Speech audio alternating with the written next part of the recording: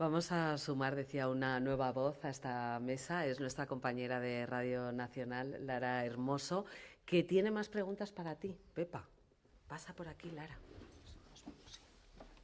Y esto es el lobby extremeño de Radio Televisión Española, que se activa en este momento.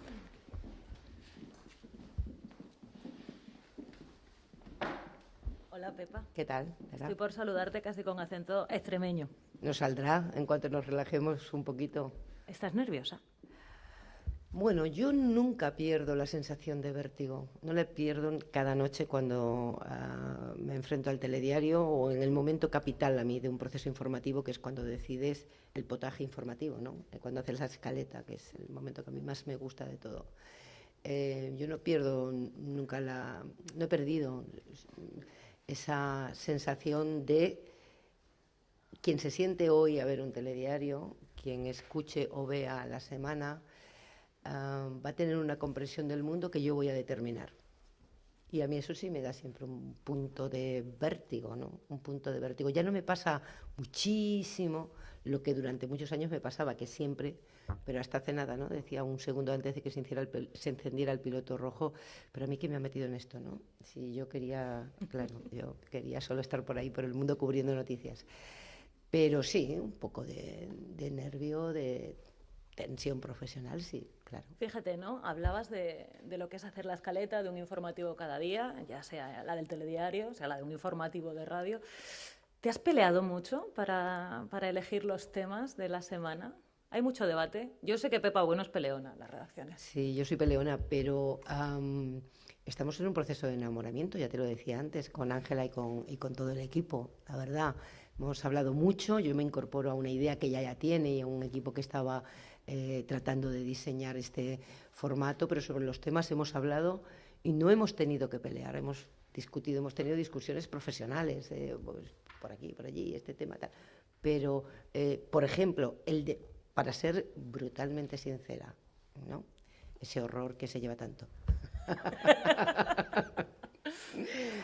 Porque, en fin, a veces es mejor ser polite. Yo el de los psicodélicos para el tratamiento de la depresión, cuando me lo propusieron, dije, ¿y esto? Estaba llena de prejuicios, que es lo peor para aproximarse a la realidad, ¿no? ¿De qué estamos hablando? ¿Y esto? Y luego descubres en el guión una historia que te impacta tanto como para que ocurriera lo que decía antes, ¿no? Que yo quería saber cómo terminaba la historia de la protagonista, tenía verdadera urgencia, porque esto es lo que no se puede perder, ¿no? No se puede perder el que nos vuelvan locos los formatos, la manera, que son muy importantes, pero te tiene que interesar de verdad la vida de los otros, ¿no? Te tiene que interesar de verdad en este oficio, de verdad, la vida de los otros. Y aproximarte a eso con mucha honestidad y con mucha delicadeza. Fíjate, ¿no?, que estamos hablando de nuevos formatos, pero en realidad tú estás volviendo a la esencia misma del periodismo, a lo de acercarse a la realidad de los otros. Hablabas de que te has desprejuiciado, ¿no?, con ese tema que, la verdad, yo he visto ese video podcast, es muy impactante, el de los psicodélicos para tratar a enfermos con depresión. ¿Eso es lo que buscas del espectador, del oyente de la semana, que se desprejuicie? Bueno, que en alguna medida y en algunos casos como este, supongo que a muchas personas le pasará. Yo siempre digo una redacción, si nos pasa a 2, multiplica por 1000 ahí en la calle. O sea, que le pasará a mucha gente lo que me pasa a mí, que es como si te quitaran un velo de delante de la mirada. Eso es impagable, ¿no? Porque te permite mirar la realidad con mucha más nitidez. Ojalá consigamos ese objetivo, ¿no? En algunos casos, quitar un velo que te impide entender qué está pasando en un determinado tema, ¿no? Una de las cosas de las ventajas de tener una carrera tan larga y prolífica como la tuya es que lo has hecho todo ya, en la radio, en la tele, en la prensa escrita. A mí me llama mucho la atención cómo es estéticamente también este video podcast, porque van a volver a ver a la Pepa Bueno, Animal de Radio. A mí me gusta mucho ver a Pepa Dando Bueno. órdenes. Sí, y con los cascos. Sí. Me gusta mucho. ¿Te ha gustado esa sensación? Me ha encantado, me ha encantado. La radio es la menos impostora. La voz es la menos impostora de todas. Es el medio menos impostor. En la radio te fichan, te hacen el retrato los oyentes a los 3 días, ¿no? La imagen introduce más ruido, intervienen más personas en el viaje, ¿no? Y en el periódico estás escribiendo, editas, reeditas, y me ha hecho muchísima ilusión, pero además así es es muy confortable para mí, es volver a casa de alguna manera. Yo empecé en Radio Nacional, luego he pasado unos años maravillosos en la SER y sí, ha tenido ese factor. Es que es un formato, yo no estaré nunca suficientemente agradecida a todo el equipo y a la dirección de esta casa que me lo propone. Es un formato que te permite rescatar lo mejor de cada mundo, Lara, lo mejor de cada mundo.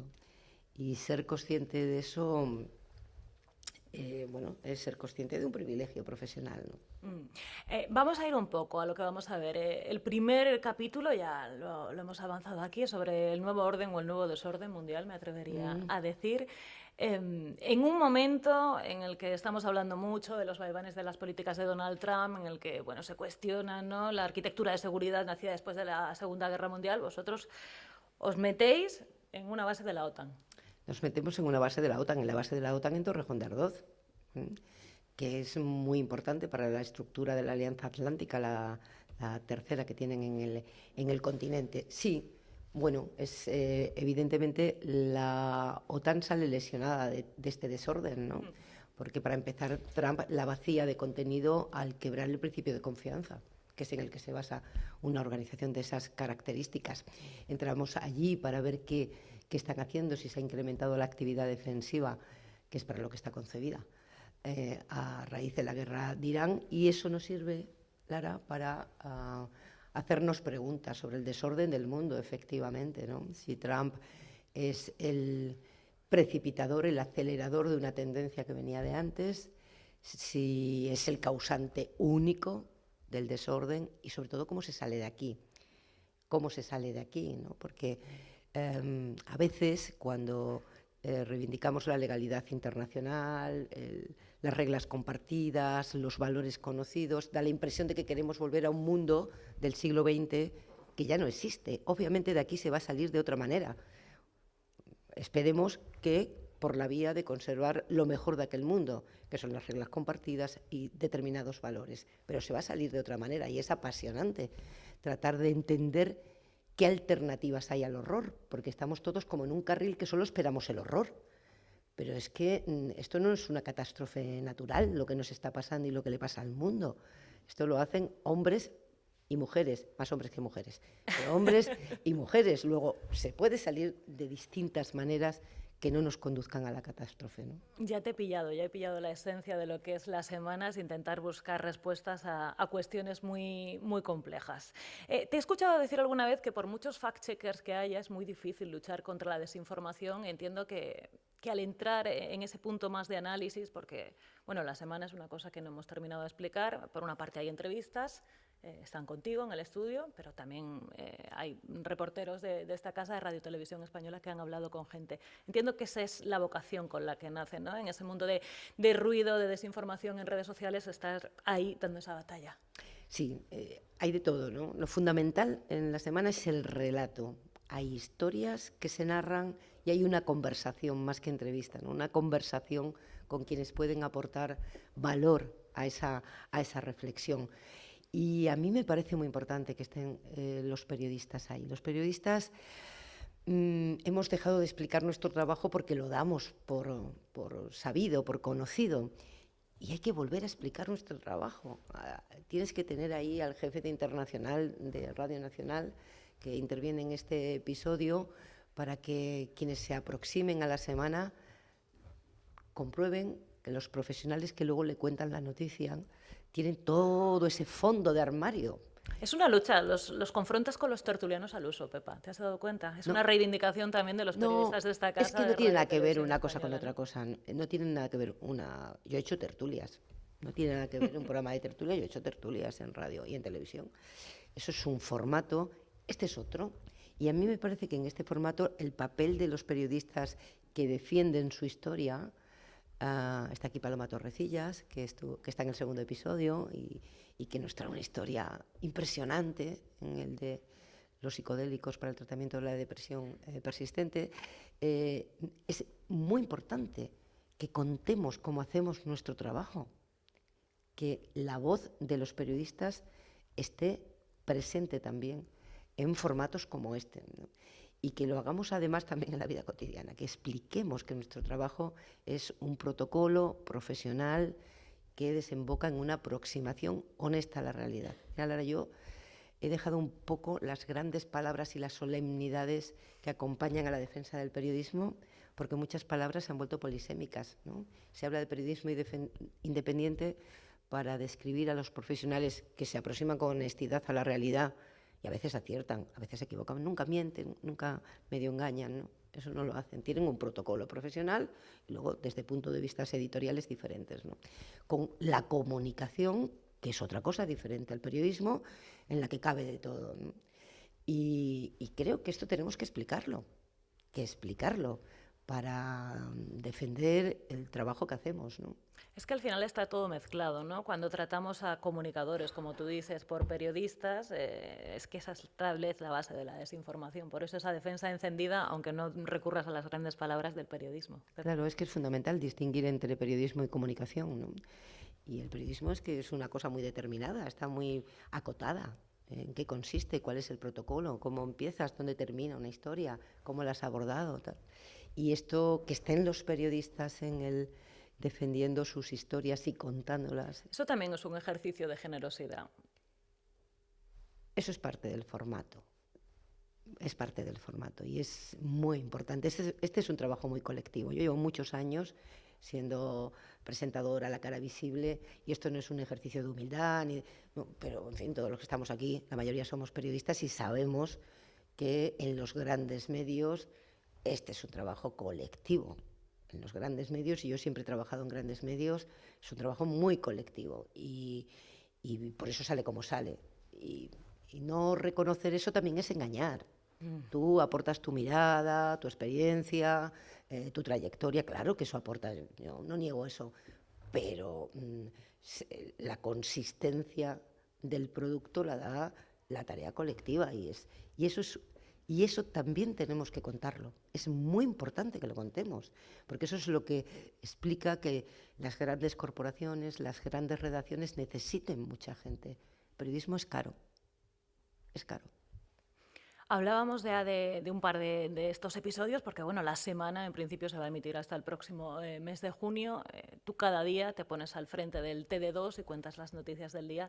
Aquí también va a haber espacio para otras historias que tal vez no abren informativos, pero que es importante reivindicar, Pepa. Pero que están ahí, que forman parte de la vida de muchas personas. No sé si nos puedes adelantar alguna más, aparte de esta de las psicodélicos. No me da permiso Ángela, creo. Yo soy muy disciplinada. La directora de este programa están en producción. Este es un nuevo papel de Pepa Bueno también, dejarse mandar. Me encanta. Me encanta. Me encanta. También está bien, ¿no? Uf, ese es un descanso extraordinario, sobre todo si te mandan bien. Claro, es que has encontrado una buena jefa. Sobre todo si te mandan bien. Bueno, estamos, a ver, con las antenas muy desplegadas en todas las direcciones, porque la libertad que permite el formato, que es extraordinaria, abordar, o sea, de alguna manera decidir el formato en función de la historia, ¿no? Esta historia, ¿cómo se cuenta mejor? ¿Cómo la abordamos mejor? Tiene más conversación y menos narrativa, necesita mucha narrativa y menos conversación. Eso te abre un mundo tan extraordinario de posibilidades que cada capítulo es elegido con mucho tiento, mucha discusión y mucho mimo. ¿Qué te gustaría que dijeran de la semana dentro de un mes, cuando ya se hayan emitido 3? Pues mira, me gustaría que dijeran algo que es que a mí personalmente me han dicho a lo largo de mi carrera en distintos lugares donde he estado y que me ha hecho reflexionar mucho sobre el papel de los periodistas. Perdonad que vuelva con esto, pero es que me obsesiona un poco. Que es... Se entiende. Qué importante es eso. Es el piropo mayor que me han dicho nunca y me lo han dicho reiteradamente. Es que señora, yo la entiendo. Y yo digo, ¿y a qué nos dedicamos los periodistas si no nos entienden?